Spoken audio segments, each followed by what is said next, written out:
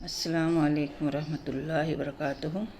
عزیز طالبات، آج ہم دیکھنے والے ہیں ناصر کاظمی کی شاعرانہ خصوصیات۔ جیسا کہ آپ کو معلوم ہے کہ ناصر کاظمی جو ہیں وہ ان کا شمار جو ہے جدید غزل و شعراء میں ہوتا ہے، اور اس کے پہلے کہ میں آپ کو غزل کے بارے میں اور جدید غزل کے بارے میں کچھ باتیں آپ کے گوشہ کرنا چاہتی ہوں۔ جیسا کہ آپ جانتے ہیں کہ غزل اردو شاعری کی آبرو ہے اور ہندوستان کی گنگا جمنا تہذیب کی نمائندگی کرتی ہے۔ اس کے خد و خال میں زمانے کے اتار چڑھاؤ کا عکس دیکھا جا سکتا ہے۔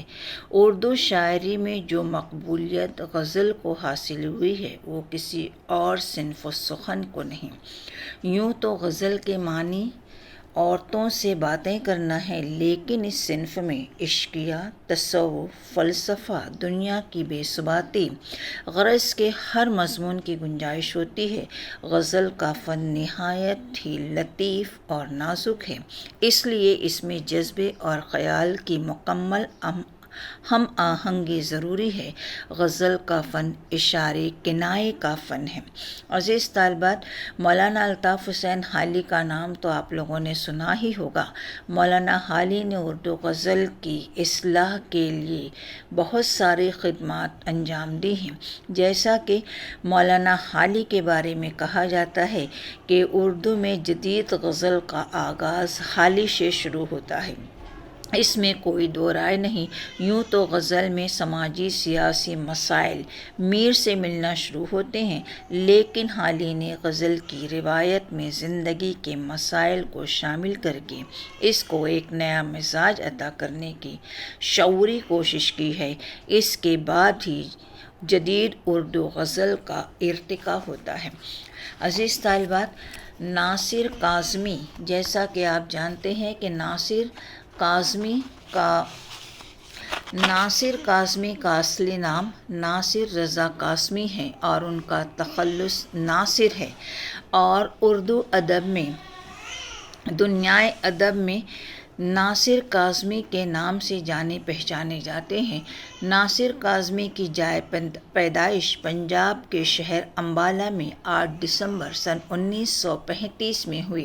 ان کے والد محترم محمد سلطان، جو فوج میں صوبیدار میجر تھے، ابتدائی تعلیم زمانے کے رواج کے مطابق ہوئی۔ اس کے بعد اسکول میں داخل کروا دیے گئے، یہاں تک کہ ناصر کاظمی نے BA تک تعلیم حاصل کی، لیکن وہ امتحان کامیاب نہ ہو سکے۔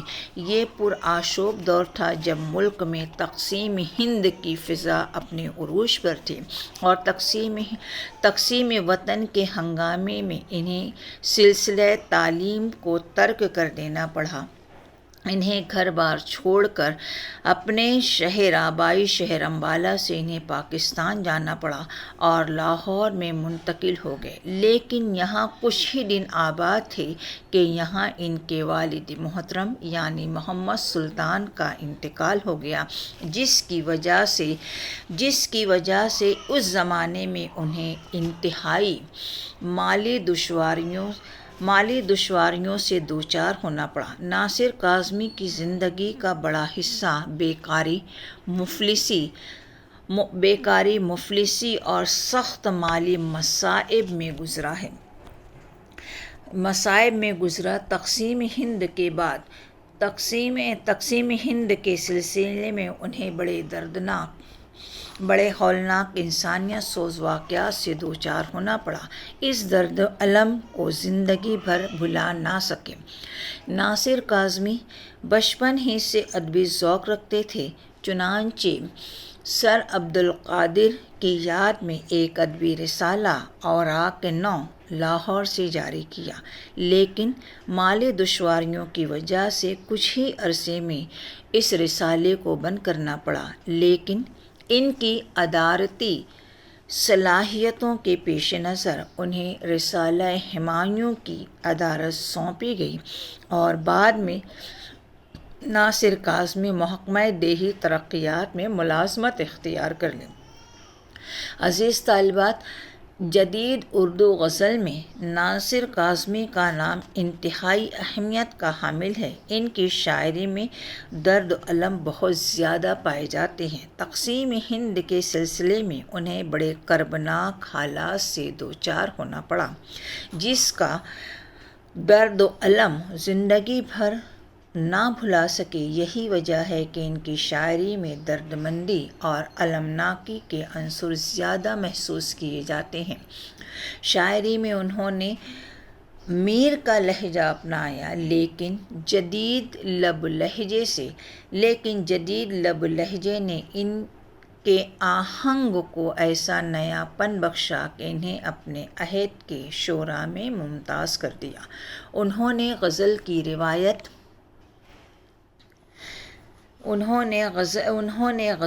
روایت، زبان و بیان کے کلاسیکی معیار کو ہمیشہ سے اپنائے رکھا ہے۔ عزیز طالبات، جیسا کہ آپ جانتے ہیں کہ ناصر کاظمی نے شاعری میں میر کا لہجہ اپنایا تھا، اور اتنا ہی نہیں کہ آپ کو یہ بھی پتہ ہوگا کہ ناصر کاظمی کے 4 مجموعے جو ہیں وہ شائع ہو چکے ہیں۔ پہلا مجموعہ برگ نئے، پہلی بارش، نشاط خواب اور دیوان کے نام سے یہ چاروں مجموعے شائع ہوئے، اور سن 1972 میں، یہ یاد رکھیے کہ سن 1972 میں ناصر کاظمی کا انتقال لاہور میں ہو گیا۔ غزل کی روایت اور زبان کے کلاسیکی معیار کو انہوں نے ہمیشہ برقرار رکھا۔ اس کے بعد ہم ناصر کاظمی کی شاعرانہ خصوصیات کا اختصار کے ساتھ جائزہ لیں گے۔ ناصر کاظمی، جیسا کہ آپ کو معلوم ہے کہ جدید غزل گو شعراء میں ممتاز مقام رکھتے ہیں۔ انہوں نے اردو غزل کے موضوعات میں اضافے کیے ہیں۔ ان کی شاعری میں قدیم غزل کی روایت کی پاسداری کے ساتھ ساتھ بڑی جدت ملتی ہے۔ وہ میر سے بہت متاثر ہیں۔ ان کے یہاں بیان کی سادگی کے باوجود گہری معنویت ملتی ہے۔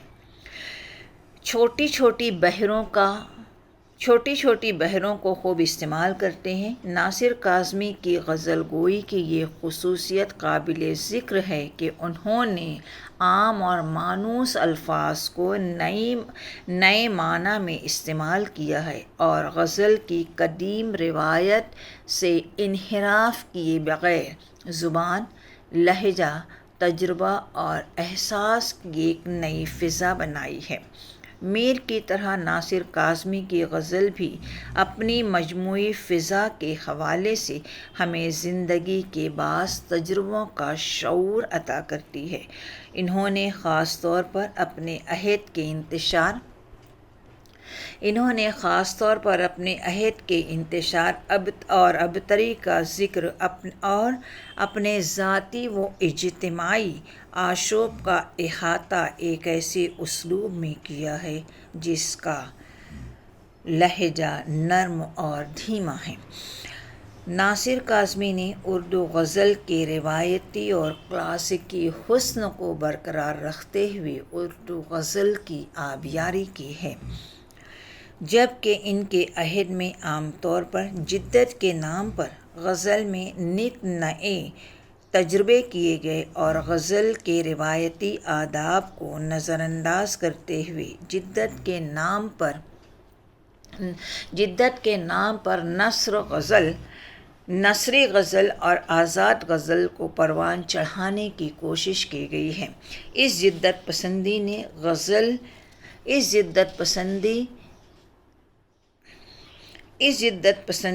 غزل کی روح اور اس کے فطری حسن کو مجروح کیا ہے۔ ناصر کاظمی نے جدت پسندی کے ماحول میں رہتے ہوئے بھی غزل کے فنی لوازم اور معیار کو ملحوظ رکھا۔ انہوں نے روایت سے انحراف نہیں کیا، یہ ان کا امتیازی وصف ہے۔ ناصر کاظمی نے تقسیم ہند کے سلسلے میں بڑے ہولناک انسانیت سوز مناظر دیکھے ہیں۔ یہی وجہ ہے کہ ان کی شاعری میں میر کی سی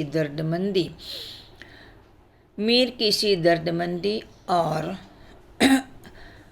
درد مندی اور المناکی ہے، وہ زندگی بھر ان تمام واقعات کو بھلا نہ سکے۔ ان کی شاعری میں میر ناصر کاظمی میر سے حد درجہ متاثر نظر آتے ہیں۔ انہوں نے الفاظ و بیان کو میر سے مستعار لیا، پھر انہیں میر کے سانچے میں ڈھالا۔ ناصر کاظمی کے غزلوں کے مطالعے سے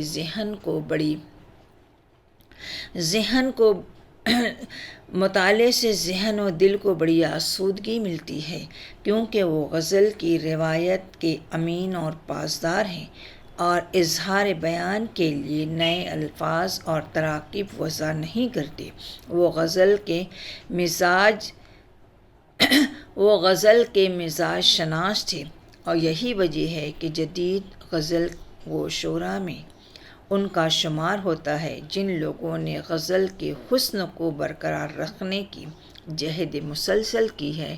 ان میں ناصر کاظمی کا نام سر فہرست مانا جاتا ہے۔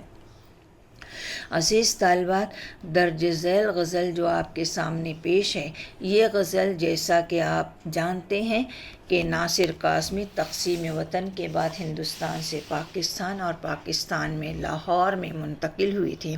انہوں نے جو غزل لکھی ہے، شہر در شہر جلائے گئے، یوں بھی جشن طرب منائے گئے، ناصر کاظمی کی یہ غزل تقسیم ہند کے پس منظر کو واضح کرتی ہے۔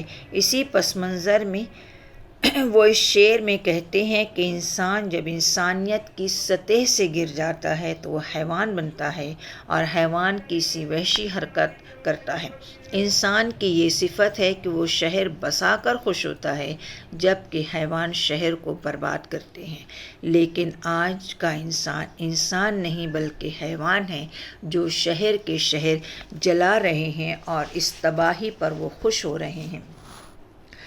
دوسرا شعر جو ہے، یہ غزل کا بڑا خوبصورت شعر ہے۔ اس میں لکھا ہے، ایک طرف جھوم کر بہار آئی، ایک طرف آشیاں جلائے گئے۔ ناصر کاظمی کہتے ہیں کہ بڑی مشکل سے برسہ برس کی محنت کے بعد جب ملک غلامی سے آزاد ہوا اور عوام نے آزادی حاصل کی تو ایسا معلوم ہوتا تھا کہ سارے ملک میں بہار آئی، لیکن افسوس کا مقام ہے کہ اس بہار کے موسم میں جب کہ خوشی منانا چاہیے تھا، لوگوں نے آزادی کا جشن منانے کے لیے دوسروں کے گھر جلا ڈالے۔ اور یہاں پر یہ شعر جو ہے حسن تعلیل کی بہترین مثال دیتا ہے۔ اگلا شعر انہوں نے لکھا ہے، ایک طرف خون دل بھی نایاب تھا، ایک طرف جشن جم منائے گئے۔ ناصر کاظمی کہتے ہیں، ایک طرف تو عوام مفلسی ناداری کی زندگی گزار رہے تھے، جس کی وجہ سے ان کے دلوں میں جسم میں خون کا نام و نشان نہیں تھا، لیکن دوسری طرف موت کا جشن منایا جا رہا ہے۔ جم کے معنی ہے موت، یعنی شاعر کہہ رہے ہیں کہ تقسیم کے بعد عوام کا یہ حال تھا کہ وہ پریشان حال تھے، اور اس پریشانی کے عالم میں ان کے دلوں میں خون سوکھ گیا اور ہر طرف موت کا رقص جاری تھا۔ کیا کہوں کس طرح سرے بازار عصمتوں کے دیے جلائے گئے۔ یہاں پر انہوں نے اس نقطے کی طرف اشارہ کیا ہے کہ یہ ہندوستان تقسیم ہند کا یہ پرآشوب دور تھا۔